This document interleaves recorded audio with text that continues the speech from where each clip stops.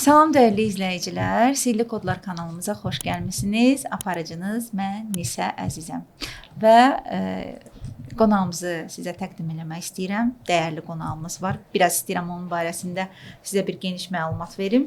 Qızıl qələm, qızıl medal mükafatçısı, Mədəniyyət Nazirliyi və Qeyri-Hökumət Təşkilatının elmi müsahibəsinin 2 dəfə qrant mükafatçısı, Azərbaycan Milli Elmlər Akademiyasının 5 institutunun tarix, folklor, arxeologiya, etnografiya və folklor institutunun qalibi, Azərbaycan Milli Elmlər Akademiyasının coğrafiya üzrə fəlsəfə doktoru, tarixçi Şakir Qabısanlı Həmzəyev qonağımızdır. Şakir müəllim necə idi? Çox gözəl, çox sağ olun. Sizi heç belə təqdim eləməmişdim. Hə, çox sağ olun. Təqdimatınıza görə də minnətdaram. Xoş gəlmisiniz bir daha. Şakir müəllim, keçən dəfə biz Noxtufanı mövzusunda danışdıq və siz Noxtufanı hadisəsinin fəlsəfi, simvolik məna qatlarını bizlər üçün möhtəşəm şəkildə açıqladınız. Və bu gün də həmin verilişimizin davamıdır. Bu dəfə isə Qurani-Kərimdə olan ayələrin işığında Noxtufanı hadisəsini bir daha açıqlayacaqsınız.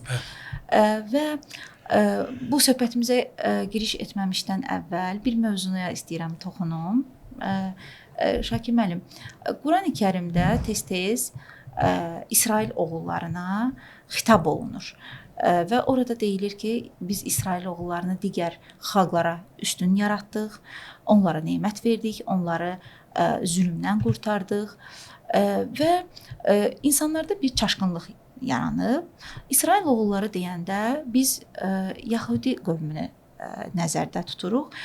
Çünki deməli Yaqub peyğəmbərin bir ləqəbi də İsrail idi və onun 12 oğlunun bir oğlu Yehudanın nəslinə də Yəhudi qövmü deyilirdi və illər sonra, 1000 illər sonra 1947-ci ildə Yəhudilər dövlət qurdular. Adı da İsrail oldu və yenə də İsrail adı gələndə Yəhudilər nəzərdə tutulur. Mən sizə bir müraciət eləmək istəyirəm ki, İsrail sözünün mənası nədir? Xarici mətbuatda tez-tez belə ifadələr səslənir ki, İsrail sözünün mənası Allahla güləşənlərdir, Allahla dava eləyənlərdir. Sualım belədir ki, İsrail sözünün mənası nədir? İsrail oğulları kimlərdir? Yahudilərmi nəzərdə tutmalıyıq, yoxsa başqa qövmlər də bura daxildir? Bilirsiniz, mübahisəli məsələlər çoxdur. Mən İsraili özümüzdən ayırmıram. Ona görə ki, İbrahimin birinci qadını, arvadı, məhz Yahudi qızı Sara idi. Sara idi. İsrailə gələndə, Quranda ayə var. İsra surəsidir, bilmirəm, hansı surədə orada göstərir ki, qayığa minənlərdir İsrail evladları. Qayığa minənlərdir İsrail. Qayıqda isə cəmi dedik 8 adam. Muğlər, 8'lik, 8 gün. Muğ kimdir? Zərdüşlər, ateşpərəstlər. Onlar da mı İsrail oğulları? Bizük. Bu bizük. Kök budur.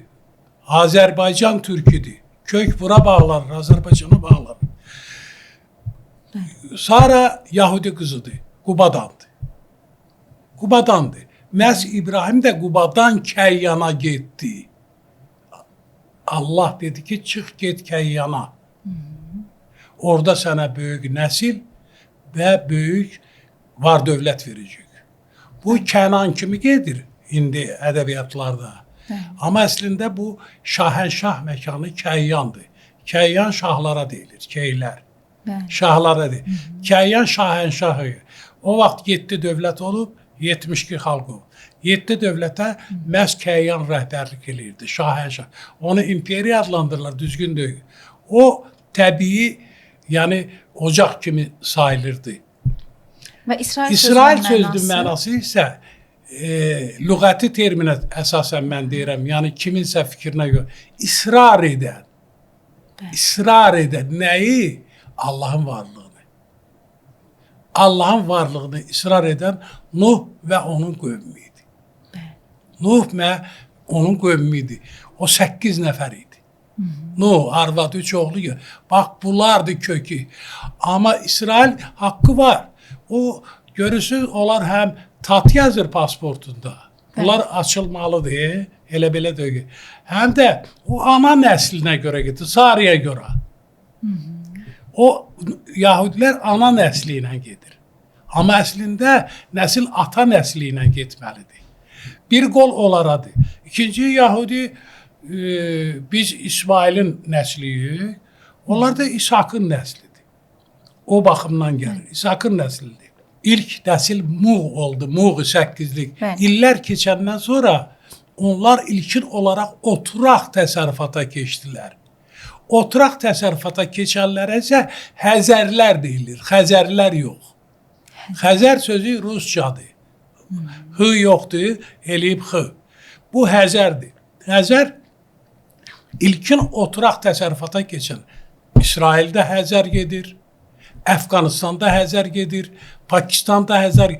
Yəni şaxələnmə Həzərlər dövründə gedib. Bu baxımdan İsrail bəli özünü önə çıxardır. Amma Bəqərə 140'da yazılır ki, İbrahim, İshak və Yaqub, Əsbat nəsli bilmirsiniz, bilirsiniz, gizlədir. Yahudi və xaçpərəstlikdən uzaq olmuşlar. Və İbrahim də ondan Yahudidir. Bəli, bəli. Yahudi yani bizim bir qolumuz da olar. Yox, bəli. Yani kök gedir, bağlanır Qubuya. Quba Yahudisidir Sara. Kəsə yolla arvadı Saranı götürdü, çıxdı, getdi Kəyyana. Kəsə yolla. Çünki onu öldürürdülər. Muğların təzyiqi ilə uçur. Bu Avesta'da da var. Avesta'da var. Deyəsə orada tərifi olmuş. Onda Həzərlər həm də Nuh nəsli. Həzərlər ilkin oturaq təsərrüfata keçənə Həzərlər deyirlər. Şəhərgah deyirlər. Şəhər yox, şəhərgah deyirlər. Bəli, ilkin oturaq. Onlar ona görə də İsrail özünü Həzərlər adlandırır. Görürsünüz, tarix burada qaynaqlanır. Amma Həzərlərin kökü Muğlara bağlanır. Bəşəriyyətin zatı, əcdadı Muğlardır. İsrail evladları da der qayığa oturanlardır. 8'likdir. Onlara dedilər Muğlar. Muğlar isə gəlir Zərdüştlər və Ateşpərəstlər. Biz keçən dəfə xalçalar üzrə danışdıq. Bu xalça haqqında mən əlavə məlumat vermək istəyirəm. Demək, bu kənd Sündü kəndidir, Qabıstanda. Mən xalçaları sərbəst oxuyuram. Dünya miqyasında xalçaların və qayastı rəsimlərin bir işarəsi real açılmayıb. Bəsit fikirlərdən, şəxsi fikirlərdən kənara çıxmayıb. O ancaq bunu mən sərbəst oxuyuram və görürsünüz ki, mən sərbəst şəkildə də izahım verirəm də. Ayələrlə, hamısı ilə, elmi mənbələrlə, qaynaqları ilə verirəm. Sündü xalçası. Bu kənddə təxminən 5000-6000 əhali var. Bu kənddə yeganə Azərbaycanın kəndlərindəndir ki, bəlkə dünyanın 36 yerüstü qəbirstanlığı var. 36 yer üstündə. Allah bilir yerin altında nə qədər var. Yəni üzdə olanlar. Bu ən qədim. Və mən deyərdim, bu xalçanın işarələri isə bundan arxaya işarə yoxdur. İlkin işarələr. Mən Dədə Qorqud dastanında qeyd etmişdim ki, Bayandır xan 1000 ipək xalça töşəmişdi yerə. Mən sual qaldırdım ki, görəsən bu ipək xalçanın çeşinləri nə olub? Bax, bu ipək xalçaların ilk çeşinləri bunlar olublar. Hamısı bu bizdədir. Hamısı. Bundan arxaya tarix yoxdur. Kök mənbə. Bunu mənbələr əsasında yazmayıblar. O xalq, o cəmaat mənbələr əsasında yazmayıb. Bunu yazıb, o nəsil öz tarixini yazıblar. O şəkildə yazıblar. Yəni predmet, petroqlif şəklində yazıblar. Ona görə də onlar dini ayinlərdir xalçalarda oturub. Bunlar isə oxumayıb. İndi biz tədricən onu oxuyacaq, yavaş-yavaş bir-bir hamısı keçəcək və 7000 işarə. Məsələn, başqa ölkələrdə, 20 ölkədə var o işarələr. 300 dənə, 500 dənə. Bunlar gedən nəsillər buradan aparıblar. Mənbə isə... Bəli, azdır orada. Buradan o tarixdə gedənlər aparıb, amma arxa yazılanlardan xəbərləri yoxdur. Hamısı buradadır. sündü xalçası.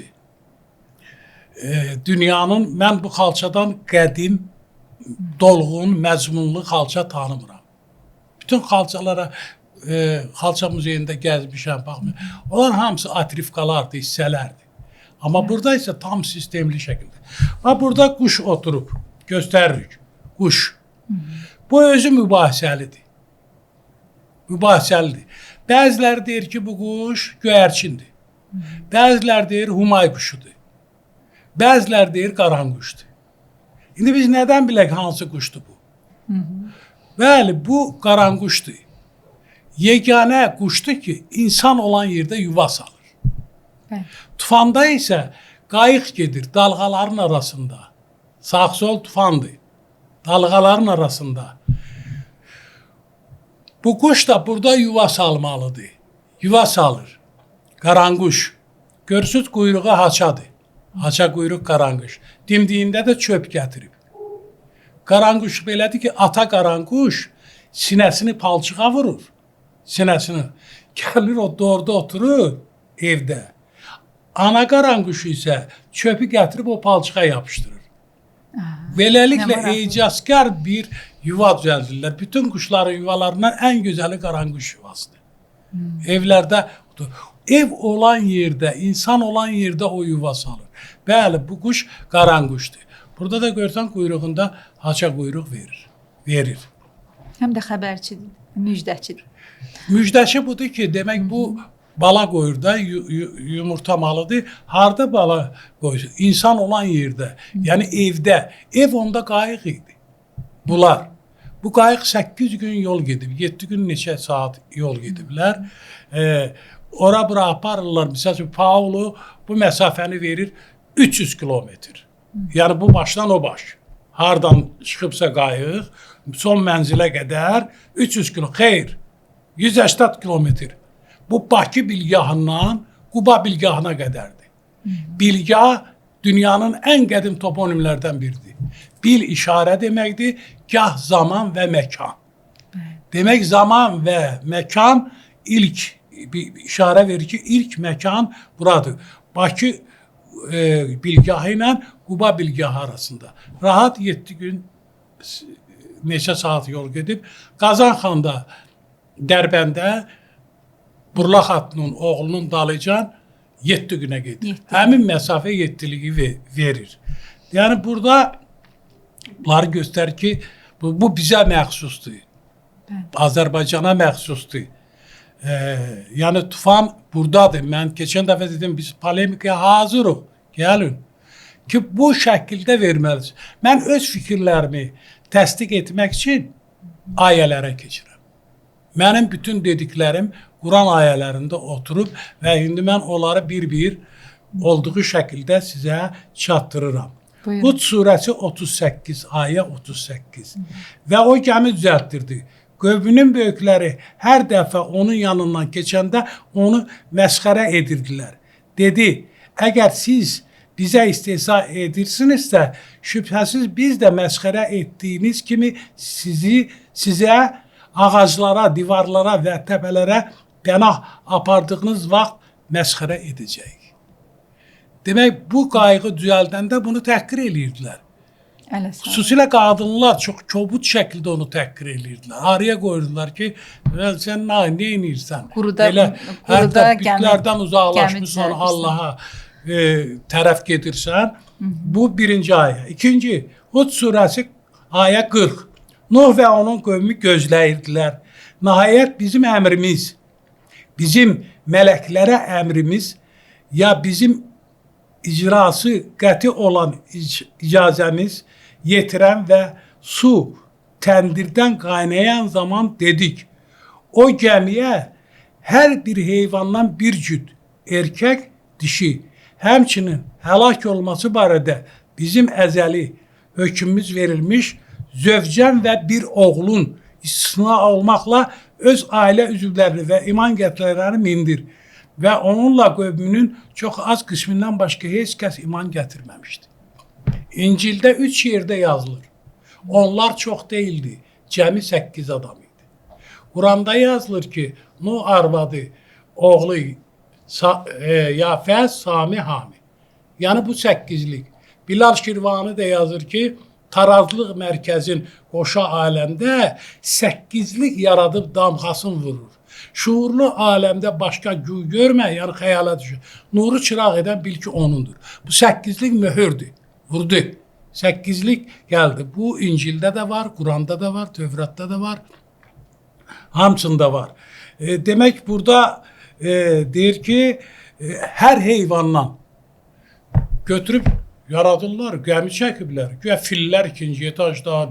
Ayıbdır, belə olmaz. Fikirləri bir oxuyun, kitabları, dini kitabları görün, nə şəkildə vurğulanır. Həyətindəkilərdən bir cüt götür. Toyuq xoruz, qoyun qoç. Belə götür günən. Burada 8 nəfərlik qayıqdır. Yəni siz dediniz, nəhəq qayıq deyil, gəmi deyil, onlardan deyil. Və sakitcə dalğalar arasında gedirlər. Zövcən və bir oğlu. Bəli, bir oğlu, burada indi Quranda qeyd ediləcək ki, zövcəsi də ona demək, təbii ki, ikinci zövcəsidir. Peyğəmbərlərin bir neçə qadını olub. Deyir, o zövcəndə bu da getməli idi. Bunlar getdilər. Hud surəti 45 və Nuh dedi, onun hərəkət və sükunət halında Bismillah deyərək o gəmiyə minin, Bismillah onun hərəkət və sükunətidir. Doğrudan da mənim Rəbbim çox bağışlayan və mehribandır. Hud surəsi 42 və həmin gəmi onları dağlara bənzər dalğalar arasında aparırdı. Demək, bunlar sakitcə dalğalar arasında gedir. Sağ, sol tərəf tufan idi. Bütün, hamısı batırdı, məhv eləyirdi. Elə yar-yar deyirlər, heç məni demirlər, ay sona bülbüllər. Və yaxdır, su attım, yara dəydi. Yıxıldım, əlim divara dəydi. Dilim ağzım qurusun. Nə dedim, yara dəydi. Burada su atmır. Belə mənada deyil. Su addım. Su 3 mənalı sözdür. Birinci məna su, içməli sudur. İkinci məna şərə deyilir. Suç yəni. Suçlama. Suç mənası. Üçüncü isə tərəf mənasındadır. Su attım, yəni şər attımım Allaha dəydi. Yıxıldım əli. Dilim ağzım qurudu. Nə dedim? Yəni sən bizim gül göndərdin biz ona. Bizə müqəddəslik, həyat bəxş elədin. Biz onun qədrini bilmədik və sonda acı yarpıza döndərdin. Hud surəsi 43. O dedi, məni sudan qoruyacaq bir dağa çıxacam. Nuhun oğlu. Nuh da bugün Allahın mərhəmət etdiyindən başqasını Allahın bu əmrdən qoruyacaq kimsə yoxdur dedi. Bu zaman bir dalğa ikisinin arasını kəsdi. Demək, o istəyir ata qəlbidir. Oğluna deyir ki, gəl yine, buradan Allahın istəyi olmadan heç kim xilas ola bilməyəcək. O isə dedi, mən bir dağın üstünə çıxacam, qoruyacam özümü. Elə bilir, adi sellərdəndir, adi sulardandır. İkinci bir tərəfdən, burada deyir ki, təndirdən qaynayanda çox gözəl deyir onu. Burada nasıl bir qarının? Əfsələddin Xəqani yazır ki, Qarının. nə zalimə daindi küfə qarısında kəm. Demək, o vaxtı bir dənə qarı olur, bu qarının evi olur. O evi padişah almaq istəyir. Nə qədər vəs edir ki, deyir, nə qədər pul deyirsən verim, satmıram deyir. Satmır. Hansı padşah olur? Orada Nuşiravan mənbədə Ənşiravan gedir. Ənşiravan gedir mənbədə. Demək, o deyir ki, bəs Xəqanidə Ənşiravan gedir. Bəs nə vəçinə satmır. Məsələ burasındadır ki, tufan demək 8 gün oldu, bunu dedik. Yazda olub, bunu da dedik. Dəryada gəmim qaldı, biçilməmiş təmiz. May ayında olub. Və saat neçədə? Saat neçədə? Görsən, burada deyir, təndirdən qaynayanda, ayədə. Demək, Quranda yazılır ki, kimi yatan yerdə, kimi yapan yerdə getdi. Yəni, saat 6-da. Çörək, səhərli pişirirlər. O təndirdən qaynayır. Su birinci təndirdən qaynayır. Və ondan sonra getməlidir. Qısa bir müddətdə zilə qalxır. Və oradakılar hamısı batmalı olurlar. Qərq olurlar suda. Hud surəsi 44 ve Allah'ın qəti ifadəsiyle kafirler suda batıp boğuladıktan sonra deyildi. Ey yer suyunu ut. Fikir ver. Ey göy yağışını saxla. Demək həm göydən yağış gəlir, həm yerdən su gəlir. Tufan budur. Yoxsa Fərat Dəclə çayı daşdı, Şumer əfsanəsində su basma oldu. Burada belə gedir. Amma burada aydın şəkildə verir ki, su yerdən qaynayır. Yerdən. Bir anın içində neçə metr qalxır su gəlir. Və göydən gəlir. Göydən gələn yağış isə biz dedik ki, kimyəvi maddə idi. Hamısını yandırıb kül eləyir. Ləhv eləyir hamısını. Demək, su çəkildi və getdilər, bunlar hamısı məhv oldu. Bu bizim xalçalarda görürsünüz oturub hamısı. Xalçalarda və Quran ayələrindən dediklərimiz öz vəhdətini tapdı. Yəni burada yanılma yoxdur. Hardasa hansısa alimin fikirlərinə görə yox, dini kitablara görə bunlar açılmalıdır. Və ideoloji tənliklərlə dini kitablar bunları verir. Bunu yayındırmaq lazım deyil. İndi burada göstərir ki, Cudi dağında dayandı. Biz dedik də Baba dağıdır bu. Təmiz, demək konkret burada Baba dağıdır. Çünki dastanda yazılır ki, dağlardan uca Nuhun dağıdır, cahar ətrafı cənnət bağıdır. Bəli, bütün cənnət meyvələri Baba dağının ətrafıdır. Quba, Qəbələ, İsmailli, Şəki, meşələri, bunlar cənnət bağı sayılır. Adəmin düşdüyü cənnət bağı da buradır. Znak burada, demək, mahnılarda Baba da, həm də bəli, Baba bayatlarda dağıdır. da. Hətta Dərbənd alimi var, Dərbənddən olanı. O deyir ki, bizdə Dərbəndlər deyir ki, Baba dağı harda, qiblə orada. 7-ci əsrə qəbirlər Baba dağına tərəf idi. Adamların üzü Baba dağınadır. Deyir, Baba dağı harda, qiblə. İsmaillilər, Quballar biri Nuh dağ deyir, biri Nuh Baba deyir. Görsə, ikisi də burada, hamısı folklorda oturub. Demək, mən üzümü tuturam, yeri gəldi, mən deməliyəm. Mehriban xanım, siz dini ziyarətgərlərə çox böyük işıqlar verdiniz, nur verdiniz. Bu əvəzsiz xidmətlərdir. Bunlar peyğəmbərlərdən miras qalan ziyarətgahlardır. Bunun İslam'a bağlılığı yoxdur. Bu bağlılıqlar hamısı İbrahimə gedir. Qədim peyğəmbərlərə gedir. Möhtəşəm binalar xarab olacaq. Yağışdan, küləkdən hər şey solacaq. Sən qurdun muğamdan yüksək bir bina, yağışlar, tufanlar toxunmaz ona. Sən, Mehriban xanım, muğamı 8000 ildən sonra vətəni Bakıya gətirdin və onun möhtəşəm abidəsini yarattın. Bu, sizin Allaha olan müqəddəslik hesabatınız və ona göstərəcəyiniz müqəddəslik şəhadətnaməsidir. İndi sizdən xahiş eləyirəm, müraciət eləyirəm. Baba dağı əcdad dağdır. Dini ocaqların nüvəsidir Baba dağı.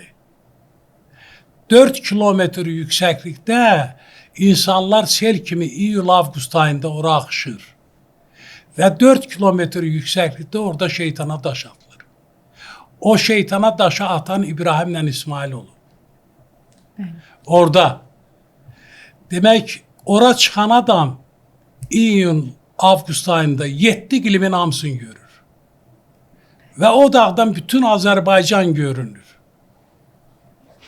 Və o dağa müqəddəslik naminə kanat çəkdirməyin vaxtıdır. Mən müraciət edirəm. Baxın özünüz necə ora kanat çəkdirilsə, geç-tez hamı biləcək ki, əcdad nöqtə oradır. Bəşəriyyətin əcdadı oradır. Hamı ora gələcək. Biz artıq bunu Qobustan qayaları ilə, xalça işarələri ilə, başqa toponimlərlə biz hamısını bunları sübut edəcək ki, bəşəriyyətin kökü Azərbaycana bağlıdır. Bakı deyəndə biz ağlayan hüzün yeri, ələm yeri, atəşgah nəzərdə tuturuq. Bakı deyəndə, ana Bakı deyəndə Qobustan qayalarını nəzərdə tuturuq. Dünya ora ziyarətə gəlib, qibləgah ora olub.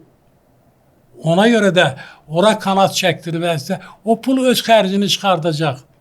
O iş öz xərcini çıxardacaq artıqlamasıyla. Amma bu əbədi bir bağlantı olacaq sizə. Əbədi bir bağlantı olacaq. Bunu mən bir din tədqiqatçısı kimi, dinşünas kimi, tədqiqatçısı kimi deyirəm, tarixçi kimi, alim kimi deyirəm və sizə uğurlar arzulayıram. Burada göstərir ki, şəcərə kimi yayıldı. Bax, burada keçən dəfə mən göstərdim. 4 nöqtə. Bax, burada şəcərə kimidir. Bax, burada da göstərir. Bax, burada, xalçada. Yəni, 7 iqlim boyunca 6 istiqamətdə xərçəng kimi buradan gedib. Azərbaycan. Əkinçiyəm, biçinciyəm.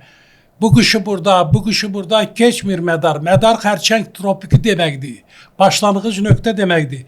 Yəni buradan şəcərə 7 iqlim boyunca 6 istiqamətdə burada ağac şəklidir. Bu ağac şəcərə mənasını verir. Gedir.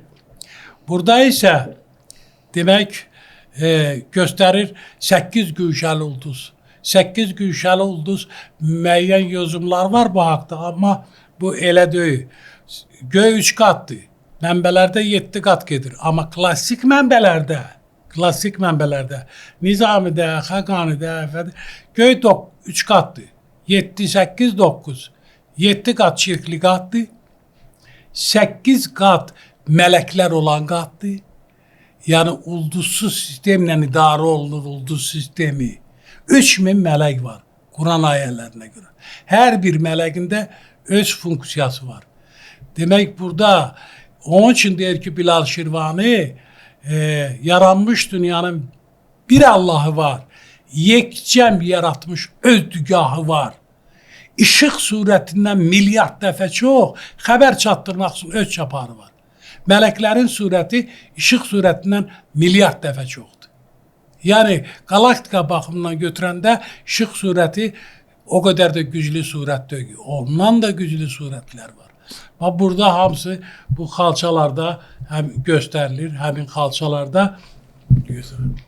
Demək, bəşəriyyətin başlanğıcı xalçalarda sübut olur ki, bəli, buradadır, Azərbaycandadır, Qabistandadır. Ona görə də mən düzgün vurğulayıram, camalıma baxıb dedilər, canın yüz candır. Bilmədilər ki, içkim əzabdan dolu qandır. Buna səbəb biganəlikdə qalan Qabistandır. İçim özümü, çölüm özgəni yandırır. Hisslərim, duyğularım mənə andırır. Vallahi bu dünyanın ana məkanı Qabistandır. Qabistan qabil ehtiramdır. Ehtiram olunan yer. Nəyimi deyir ki, Fəzlullah Nəyimi? Azərbaycan peyğəmbərlərin mehrabıdır. Namaz və qiblə mənasında. Yəni, bura dünya ziyarətə gəlib zamanında. Biz indi gələcək verilişlərimizdə bu haqda başqa vurğularla, başqa xətlərlə biz izahatlar verəcək ki, bu ilə qutarmırıq biz. Bunun darıcan toponimlərimiz var, xalmanlarımız var, İbrahim Peyğəmbər var. Bunlar hamısı açılmalıdır ki, bəli, bəşəriyyət görsün ki, doğrudan da onların kökü, gen kodu Azərbaycana bağlıdır, Qabistana bağlıdır. İndi biz bunda xalçalarla kifayətlənmirik. Yəni, başqa bir ideoloji xətlərimiz, yollarımız var. Bu yollar bizim növbəti, artıq mən Turizm Nazirliyində məktub almışam. Diribabiyadı xəttimiz, Diribabiyadı və ondan sonraki mövzumuz Dədə Qorqud Qazanxan arvadı Burlaq xəttinin arxasınca getdiyi yol oğuldu, getdiyi yolları göstərəcək sizə, Dərli Domrulun körpüsünü göstərəcək sizə və orada çox şeylər açılacaq ki, Dədə Qorqud dastanı ilə bağlı. Orada da toponimlər özünü göstərəcək və göstərəcək ki, əsər həqiqətən burada yazılıb. Demək, burada şəcərə necə yayılıb? Nutfandan sonra. Nuha qədər ki, Adəm nəslinə demədi yayılın Allah Taala. O qövmlər bir-birinin ardınca məhv oldular. Adəm qövmü də ora daxil olmaqla. Amma Nuh qövmü nə dedi? Yayılın dünyanın hər tərəfinə. Bu nəslə dedi. Və yayılma Nuhdan başladı. Alimlər müxtəlif versiyalarda yayılmanı göstərir. Cürbəcür biri deyir, şimaldan gəlmişik. Bilirsiniz, hamısı əsaslarla gedir. Dini kitablara da müraciət edin, baxın. Burada şəcərə 3 istiqamətdə getdi, başlanğıc şəcərə. Sonra keçir 6-ya, 8-ə, 10-a, ağac kimi də şaxələnir. Birinci, Yafət oğlu Türk. Başlanğıc nöqtə o kişi ilə bağlıdır. Vətəni Türkan, Türkistan. Yafət oğlu Türk getdi. Abbasqulu Xanovun Gülüstan rəvini bu çox gözəl verir. Orta Asiya, bir qol getdi Trabzona. Türkün nəsli. Bəli, başlanğıc nəsil budur. Türkün nəsli getdi. Orta Asiya, bir qol Trabzona. Buna dedilər Uyğurların dilində, şimal tayfalı Türk xalqlarının dilində buna Oğuz dedilər. Okuz. Amma bizim dildə, əsli Azərbaycan dilində bu gedir Ağaz. Yəni başlanğıc nəsil. Bəkil getdi Gürcüstan Ağazdayı. Yəni başlanğıcına. Var da Dədə Qorqudda. Ağaz nəsli başlanğıc nəsildir. Bu. İkinci qol getdi Sami nəsli. Hindistana. Təbriz, Misir, Hindistana. Getdi ikinci qol. Hindistana. Buna dedilər Hindustan. Hindistan yox, Hindustan. Du ikinci qol. Hin zamandır. Hin zamandır. Du ikinci qol. İkinci qol budur, getdi bura. Üçüncü qol isə üçüncü oğlu. Hami nəsli. Dağıstandan şimala tərəf. Buna dedilər Orxan Yenisey. Orxan sözündə heç bir məna yoxdur. Ofdən, vətənlərici, yəni sey, üçüncü xət. Sivilizasiya buradan 3 xət boyunca yayılıb başlanğıc. Sonra 7 qılın boyunca 6 istiqamətdə paylanır. Bunlar Qobustan xalçalarda göstərilir. Demək, qışda Bering boğazı donanda buzun üstündən atladılar Alyaskaya. Qışda Bering boğazını. Neçə min kilometri bunlar piyada gediblər. İndi gələcək toponimlərdə biz bunları daha ətraflı... Yəni Amerikaya da oradan atdı. Bəli, orada. Toponimlər özü, bunlar dediklərimizi toponimlərlə danışacaq. Yəni elm bir sahədə yox. Nəsirəddin Tusi Pifaqor teoreminin 12 cür çıxarılışı verir. Humanitar sahədə, ideoloji sahədə də bir xət yox, bir neçə xətlə sübut olunmalıdır ki, məsələ öz yerini ala bilsin. Biz toponimlərdə də bunları açacaq. Hamısın ki, sübut eləyəcək ki, bəli, bunlar bura məxsusdur. Əbdurrahman Cami çox gözəldir. Yusuf və Züleyxa əsərindəki dünya 5000 il atəşpərəstlərin hakimiyyəti altında olur. 5000 il. Bu da gəlir Makedon İskəndərə qədər. İskəndər dəyişdi, xətti dəyişdi. Makedon İskəndərə qədər 5000 il 356-323-də Makedon İskəndər. 5000 il atəşpərəst. Çünki deyir, onlar ona görə uzun ömürlü oldular ki, rəiyyətlə mehriban, ədalətli rəftar edirlər. Şakir müəllim, təşəkkür eləyirəm. Bu gözəl açıqlamalarınız üçün, tədqiqatlarınız üçün, bu yaşınızda olmağınıza baxmayaraq, ürəyiniz həyəcan doludur ki, bu sirləri, bu həqiqətləri gənc nəsillərə ötürəsiniz. Bəli. Buna görə sizə təşəkkür eləyirəm. İkinci bir tərəfdən mən yenə deyirəm dinləyicilərə o işarələri verin, bəyənmə işarəsini verin. Bu qız əziyyət çəkir, tapır, toplayır, hamısını gətirir. Onun əməyini qiymətləndirin və şərhlərinizi verin. Deyir, dünyada ən yaxşı şirin şey nədir? Əməyin bəhrəsi. Yəni o əməyinin bəhrəsini almaq üçün siz dinləyicilərdən çox şey asıldır. Xahiş edirik, onlara əməl edin və köməkliklərinizi əsirgəməyin. Sağ olun, minnətdaram. Dəyərli izləyicilər, bəyənməyi və yorum yazmağı unutmayın. Kanalımıza abunə olun. Təşəkkür eləyirəm hamınıza.